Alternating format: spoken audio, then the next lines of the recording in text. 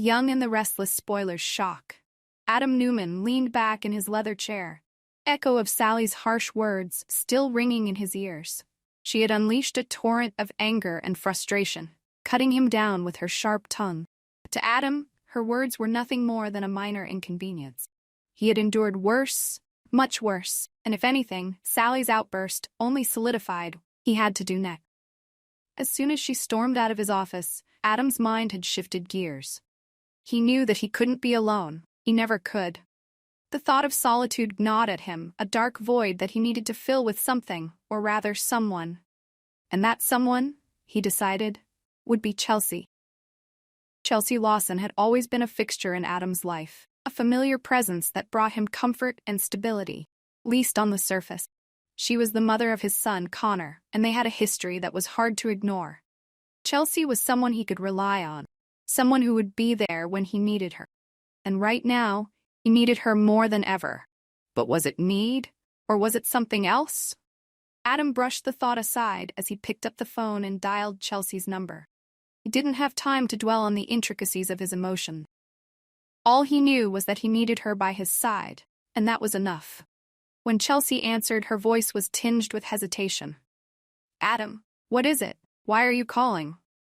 "Chelsea, I need to see you," Adam said, his voice smooth and persuasive. "It's important." Chelsea's heart skipped a beat. She had been trying to move on, to put the past behind her, but Adam had a way of pulling her back in, no matter how hard she tried to resist. She had been working on rebuilding her life, and Billy had started to soften towards her, showing signs of forgiveness that she had longed for. But now, with Adam's unexpected call, all of that seemed to be slipping through her fingers. "What's going on, Adam?" Chelsea asked, trying to keep her voice steady. "Just meet me at the penthouse," Adam replied, not offering any further explanation. "Please, Chelsea." Against her better judgment, Chelsea agreed. When she arrived at the penthouse, she found Adam waiting for her, his expression unreadable. He wasted no time, immediately launching into what he had brought her there to say. "Chelsea," began, "I've been doing a lot of thinking lately, and I realize that I need you. I want us to be together again, Connor's sake, and for ours." Chelsea's breath caught in her throat. This was what she had wanted for so long, wasn't it? Be a family with Adam and Connor? But as she looked into Adam's eyes, she couldn't shake the feeling that something was off. He was saying all the right things, but there was a coldness to his words, a detachment that made her uneasy. "Adam, are you sure about this?" Chelsea asked, her voice trembling. "Are you sure this is what you really want?" "Of course," Adam replied, flashing her a reassuring smile. "We belong together, Chelsea. We always have. Let's put the past behind us and start fresh." But even as the words left his mouth, Adam felt a pang of guilt. He knew the truth, even if Chelsea didn't. His heart had never truly belonged to her. It had always been Sally who occupied his thoughts, who stirred emotions in him that he couldn't quite explain. But Sally was gone, and Adam was nothing, not pragmatic. If he couldn't have Sally, then Chelsea would have to do. Now. Chelsea's mind raced as she tried to process what Adam was saying. Part of her wanted to believe him, to accept his words at face value and jump at the chance to be with him again. But another part of her, the part that had been hurt by Adam too many times to count, urged caution. She couldn't ignore the nagging feeling that Adam was using her, that he was more interested in the idea of having someone by his side than in her as a person. And then there was Billy. Billy, who had finally started to come around, who was beginning to see her not as the woman who had betrayed him, but as someone worthy of redemption. If she turned her back on him now, would she be throwing away her last chance at true happiness? But before Chelsea could respond, Connor burst into the room, his eyes wide with excitement. "Mom, Dad, are you getting back together?" he asked, his voice filled with hope. Adam's smile widened as he bent down to ruffle his son's hair.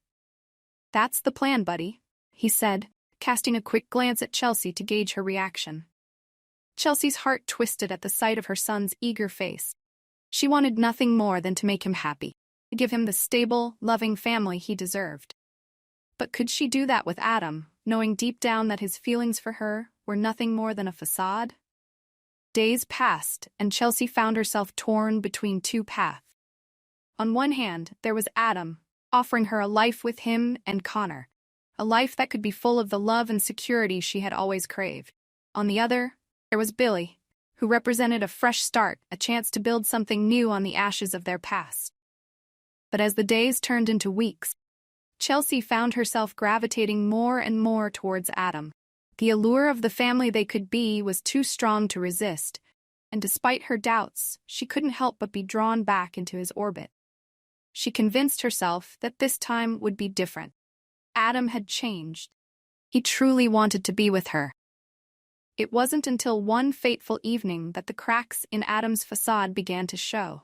They were having dinner together, Connor happily chattering away between bites of spaghetti, when Chelsea noticed Adam's gaze drifting. He was smiling, but his eyes were distant, as if he were somewhere else entirely. "Adam, are you okay?" she asked, her voice laced with concern. Adam snapped back to attention, his smile returning as he nodded. "Yeah, I'm fine, just thinking about work." But Chelsea knew better. She had seen that look before.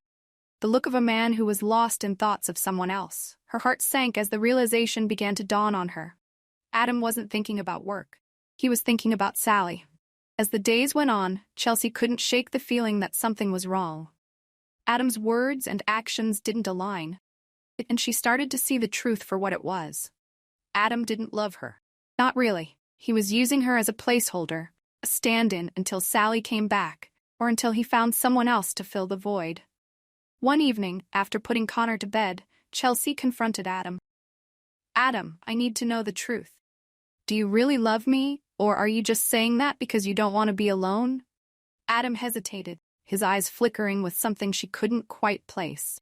"Chelsea, of course I love you. We're a family. Isn't that what you've always wanted?" "But what about Sally?" Chelsea pressed, her voice trembling. "Do you still love her?" Adam opened his mouth to deny it.